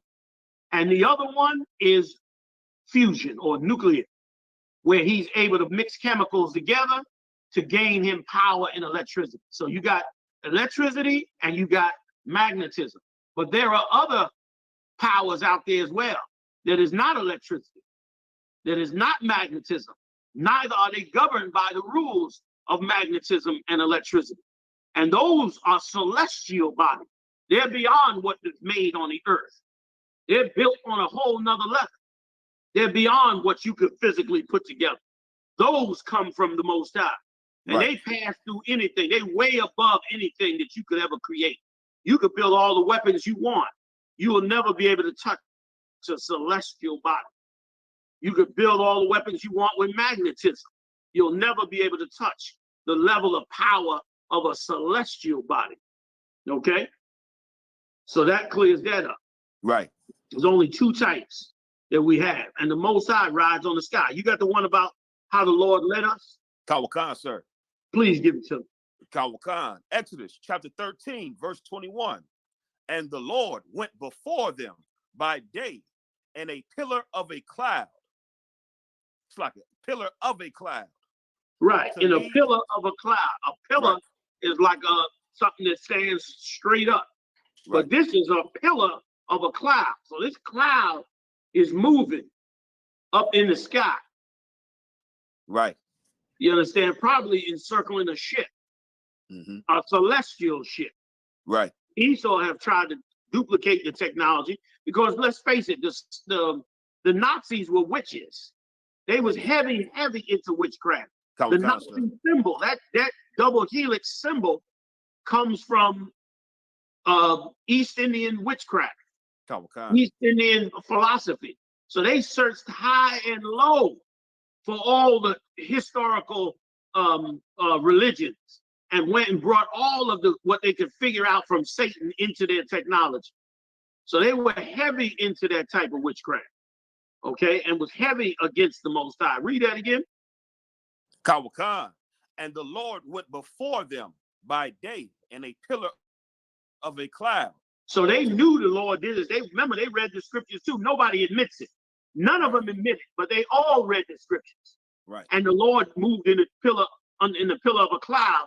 They went and tried to duplicate that. Right. You understand? They were out in the middle of the desert building so-called flying saucers that emitted all kinds of smoke as a camouflage, so that you couldn't see it. Go ahead. Kawakan, and by night in a pillar of fire to give and them it lit light. up at night. Go ahead, I'm sorry. No sweat, sir. And by night in a pillar of fire to give them light. That's right. Go ahead. Kawakan, to go by day and night. He took not away the pillar of the cloud by day, nor the pillar of fire by night from before the people. That's right. And so they tried very hard to duplicate that. They trying very hard to duplicate those weapons, but those devices that come from the Lord are not terrestrial. They are celestial. They're built on a different science that the white man and other nations have not been able to discover, because the Lord has not allowed them to discover. And it's also why, just like he did during the Tower of Babel, he's also doing again now with the Third World War, coming back to confound the nations. He's about to send these nations all back to their own land to be under the servants of the Most High in Christ. Because what's built in ourselves is the ability to be servants of the Lord forever and ever and ever. And we're gonna be the servants of the Lord forever and ever and ever, and rule over these nations and stop these nations from trying to come together as one to fight against the Most High. And then the earth will be a paradise. Okay? That's the plan of the Most High's future. You got more in that scripture? That's it, sir. But I had a precept, if I may, sir. Could we use the precept where it talks about the wisdom of the wise men of Teman? Come on with it. Good, sir. Jeremiah chapter 49, verse 7. Concerning Edom, thus saith the Lord of hosts, is wisdom no more in Teman? Right. And for those of you that may not know, Teman is Germany today. Something about that area up there, the Japhites that were up there, the people that was there before the Germans took over, they were wise as hell as well. And now the Germans took over and they're wise as hell. I don't know what's in the mountains or rocks or whatever the Lord did, but them Temanites they were geniuses up there, and they still are. Most of the top German technology, look at the cars. Right. The top cars are usually German technology. The top things, the top weapons come out of Germany. That AK-47. Esau has been trying to make a gun better than that AK-47 for 50 years. That AK-47, brother, is ruling the darkness in these empires. That thing is something that's every African, every mud hut cat got one of them AK-47s on demand. You know what I mean? And no matter how sophisticated a weapon they come up with, that AK-47, they can pull it out of the mud, throw rounds in it, and light you up with it. Is just too universal that they have not been able to duplicate it or convince anybody to have it. Several militaries have tried to come up with their own weapons, but nothing has outbeat that, because that Kalashnikov, even though he was not in Germany proper, he was in the area. In I think he was from Lithuania or something like that. But he was in that area, you understand, and he come from that family line. And he created that weapon and other weapons that kept them, on top of the game. And the same came for them when they experimented with all this technology. Salakia, go ahead, huh? No, Kawakan, sir. It says, is counsel perished from the prudent? Is their wisdom vanished? Right. Is their wisdom vanished? And the wisdom of them has vanished for this reason. Because now they have joined the world stage on this attempt at resurrecting Babylon, or the 1,000 points of light, or the New World Order, or whatever it is you want to call it, the all-seeing eye of Lucifer, or whatever it is you want to call it. It's all the same Babylonian knowledge for them to push forward into, you know, ruling the world, while you get bewitched by fake aliens and fake returns of Christ. You understand? One more, two more quick ones. Give me where the Lord said, if he come not quick, it'd be no flesh left to save. Sir. Then you got to give me Ezekiel just to describe when he saw the ships. Right. Right quick. Go ahead. Sir. Salaki, sir. The water for hitting it so fast too. Ezekiel, let me know when you're ready. Ezekiel saw the ships as well. Right. They came. You ready? Yep, sir. Okay, go ahead, Salaki. That was quick. No sweat, sir. Matthew chapter 24, verse 22. And except those days should be shortened. Except these days get shortened? Go ahead. There should no flesh be saved. No flesh should be saved, because they're going into nuclear war, and people are going to believe these lies. Right. They're going to turn their heart away from the Lord. They're going to hear this philosophy, and they're going to join these armies, man. They're going to join them in different ways. They're going to join all kinds of things to get involved. Right. Thinking it's, you know, that's what the movie, what's the movie that Will Smith was in with the aliens? Independence Day, sir. Independence Day. Like, you know what I'm saying? That was the point of those movies, was one, to lie to you and tell you that there's aliens, and two, to make sure they get you in the mindset that we're all one. We have to come together to save the planet. That's why at the end of the movie, the Edomite said, let us have our Independence Day, meaning we want to be free from these so-called aliens. What they're talking about is the Lord's angels. Right. They want to be free from them. They don't want to have to be ruled by them. They don't want the Christ's return to come and destroy them. Right. But he's coming to do it anyway. Go ahead, Kawakan. Two quick ones after that. Go ahead. Kawakan, sir. And except those days should be shortened, there should no flesh be saved. No flesh should be saved. Go ahead. Right. Kawakan, sir. But for the elect's sake, those days shall be shortened.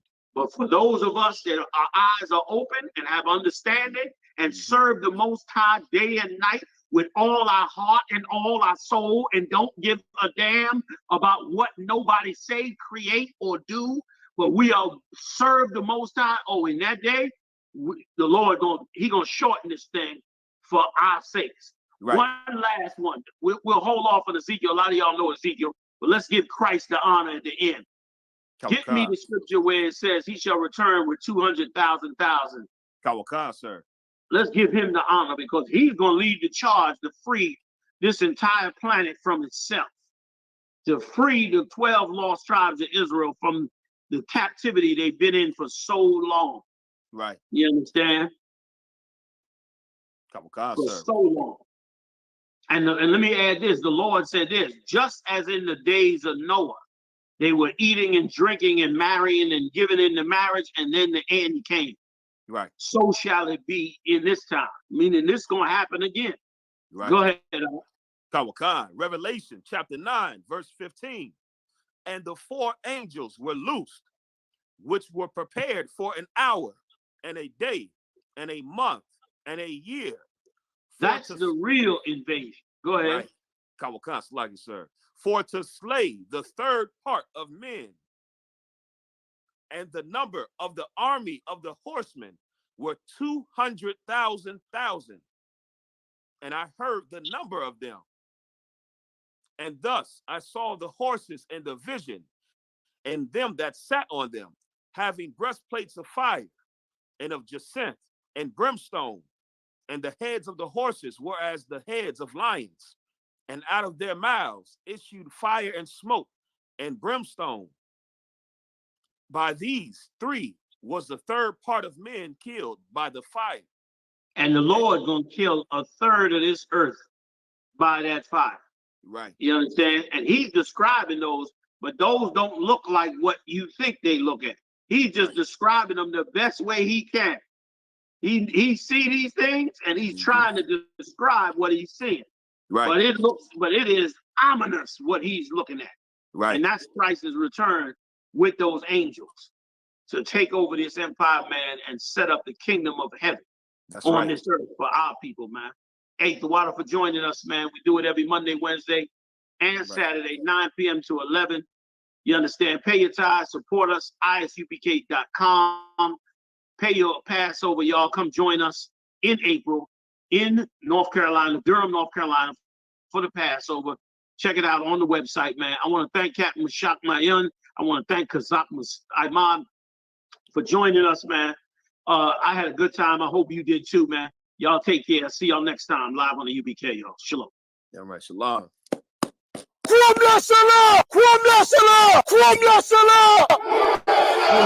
Serious and you're looking for a Christ man, the one who anointed with the Lord, with the Spirit of the Lord, to do his will. I'm that nigga.